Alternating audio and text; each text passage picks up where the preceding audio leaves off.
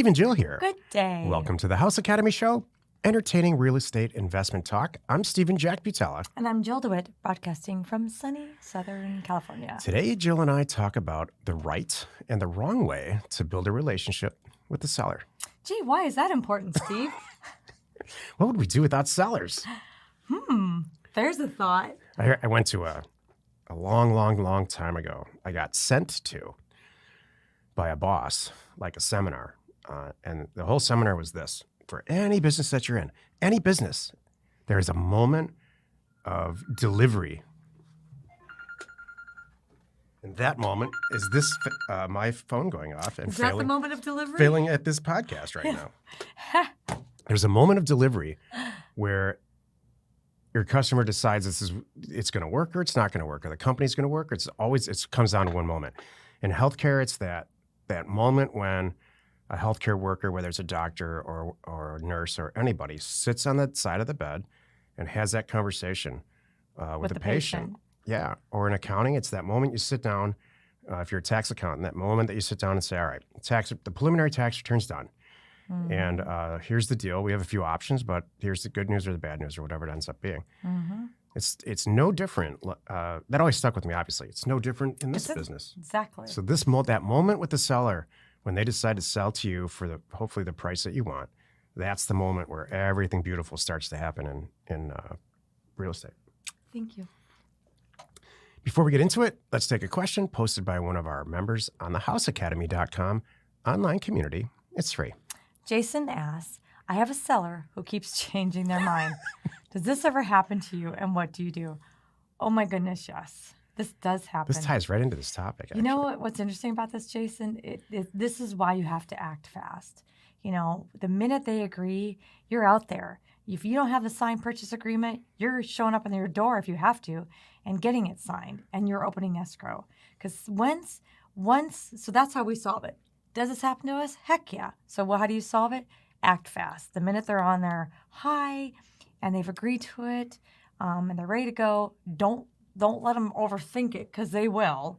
You know, we all do that on things like this. It's kind of a natural thing. Like, am I making the right decision? So the best thing you can do is, like I said, act fast, get in an escrow, and when the process is started, then it's harder for them to back out and change their mind when things are moving forward and they see that the money's being set up and coming their way. Then they get excited, by the way, once they really see the process going. So, what do you do when they do change their mind and they're adamant about it? Can I ask you a few questions? Sure. Where am I in the process? I know you're like the expert on this. I am. Yeah, they just say, you know what? I'm sorry. We had this happen to us in a deal recently in Mesa. Yeah. Actually, it was like I blamed it on my wife's situation. Like, the guy said, yeah, I'm happy to sell you my house at this number. And then he called back and said, my wife already talked to some people at ugly houses and they're doing a deal. I know. What do you do? I tried to explain to him that it's not too late to get out of it. I let him know that he does have options, even though he signed a piece of paper. Same as with us. You can still change your mind, like you're doing with me right now, sir. So anyway, I let him know.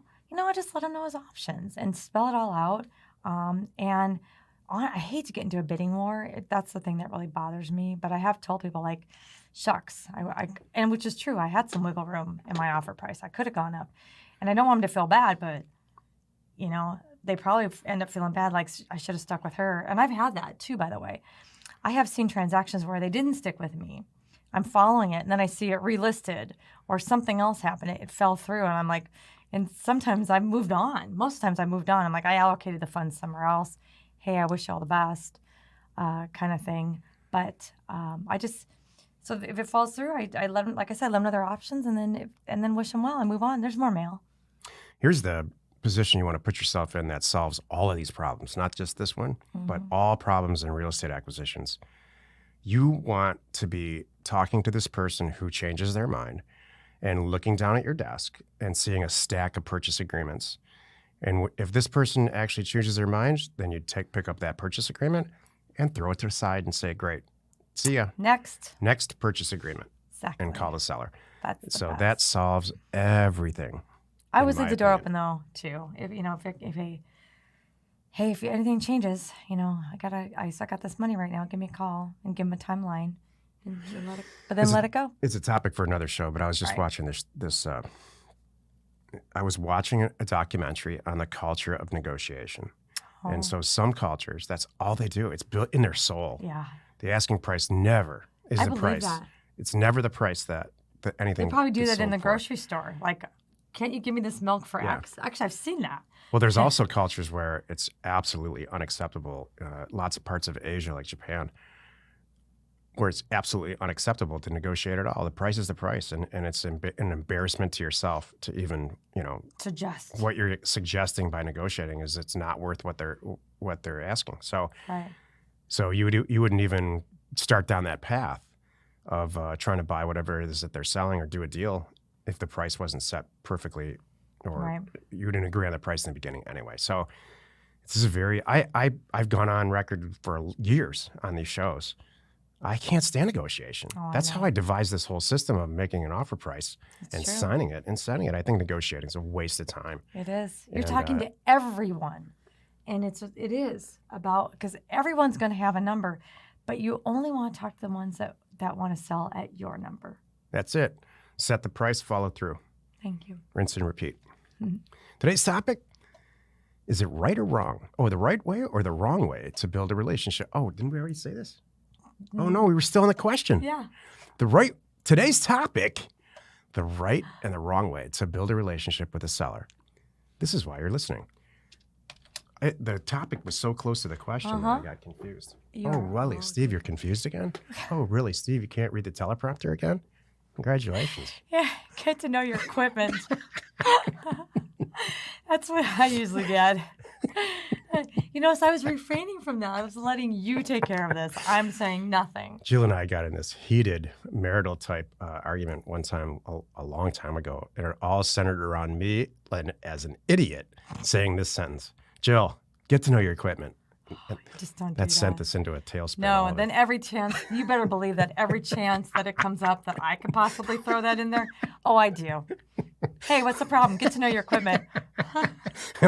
and she's right. Hey, it's an oven. That's the thing. It's an oven. Figure it out. Get to know your equipment.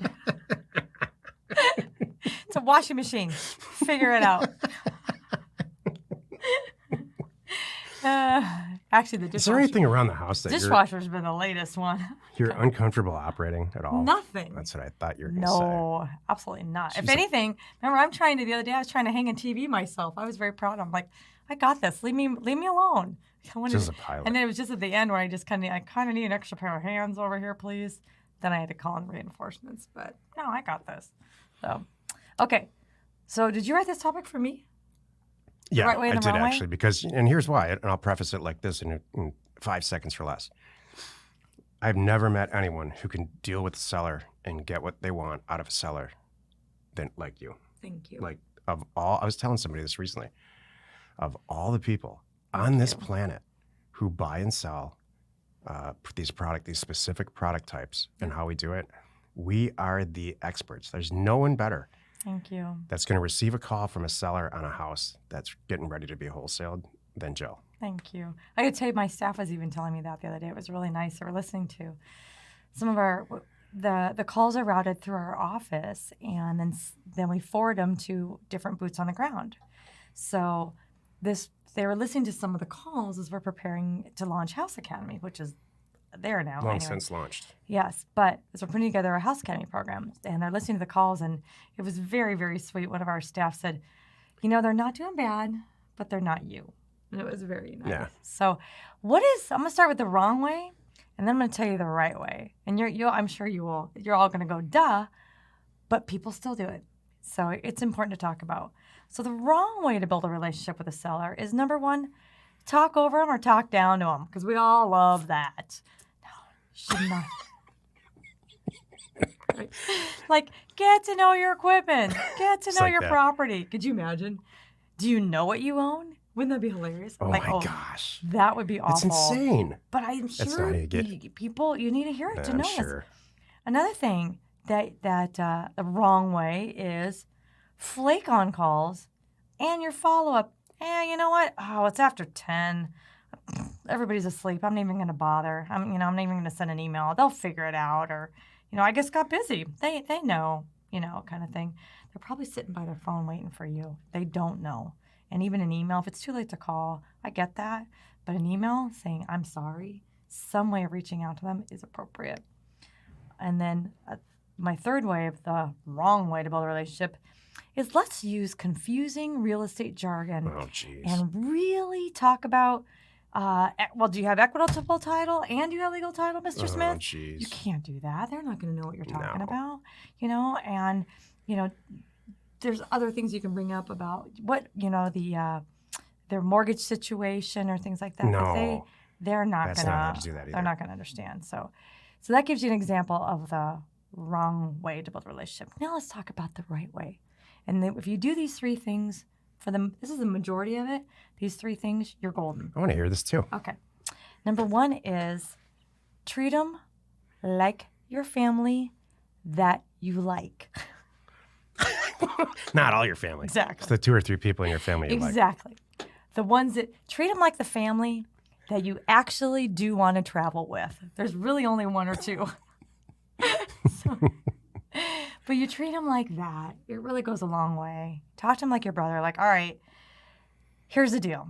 I know you owe this much in taxes. I know what the kitchen looks like. And, I know you need some money to move. So what if we work it out this way? I can pre-deposit this much money. So that'll get you some moving allowance. Don't even worry about the kitchen. And heck, I'll throw in the storage pod for you or something like that. This is great advice, Joe. So, treat them like that and help them solve their problem. Yeah. So help them solve their problem. Ding, ding. And then number 2, do what you say you will do. Really, really, it's too easy nowadays with our phones and our calendars to set an alarm. I can talk into my phone and say, remind me today at 3:00 to send Mr. Smith a note, kind of thing. So if you say you're going to call. If you say you're going to email. You say you're going to close on Tuesday, make it happen. Do whatever you have to do because these people are counting on you. That makes a difference. And the third thing, this is the most critical thing that I see people getting wrong, is they don't make the process easy.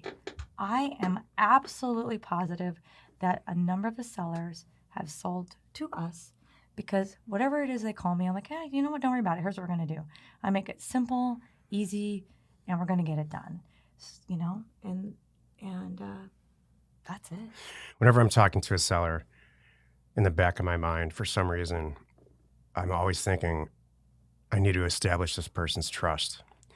And these shows that we have, these talk shows that we have, are all about establishing trust.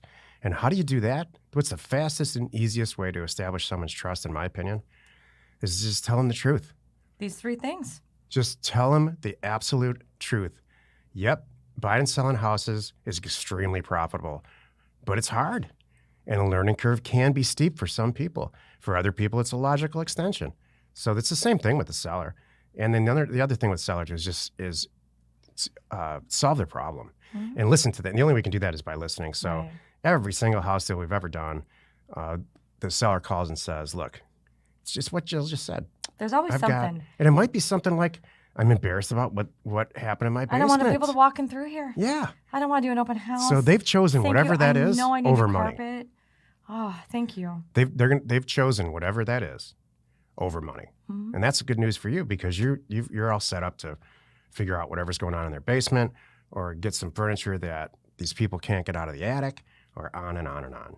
And it's about, there's a lot of people in this business who like accounting types like me or paper investor types. There's tons and tons of businesses, people, and way more people like me than there are like Joe. They just want to talk to a human being on the other end and understand that, there's some social thing that maybe it's a thing in their life that they need to move across the country. Mm-hmm. Exactly. Now you know the right way and the wrong way. Hey, we know your time's valuable. Thanks for spending some of it with us today. Join us next time for the episode called How to Sell a House Before You Buy It. And we answer your questions posted on our online community at houseacademy.com. It is free. You are not alone in your real estate ambition. That's complicated for people like me, what we just discussed. And I know it's so easy for people like you. It just is, Jill. The emotional personal story component of real estate investing, specifically with houses. It's a lot easier with land. It's really easy with commercial real estate, but specifically with houses, it's hard for people like me to swallow.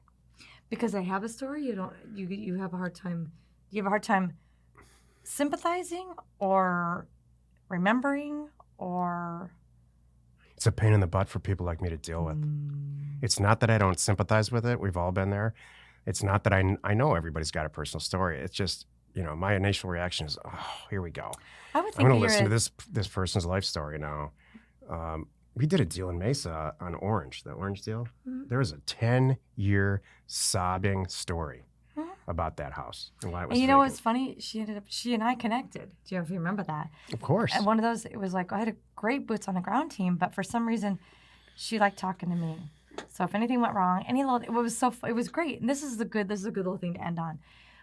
I had built in just a brief amount of time, built a really good relationship with her that any call from escrow or my boots on the ground or, anything, she would call me to go, Jill, is that right? Oh, yeah. Jill, is that going to happen? Jill, is See, that that's what I mean. How much of a pain in the butt that is. so funny. But it's okay. It's a 3-minute phone call. I make her feel good and everybody. You know what?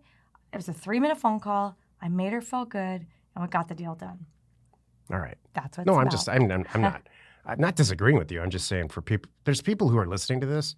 There's probably more people who are listening to this that have my approach to real estate investing than you. That do have yours. Yeah. Yes. That's why I say it. Well, then hire somebody like me. Exactly. And that's okay. Wherever you're watching or wherever you're listening, please subscribe and rate us there. We are Steve and Jill. Information and inspiration to buy undervalued property.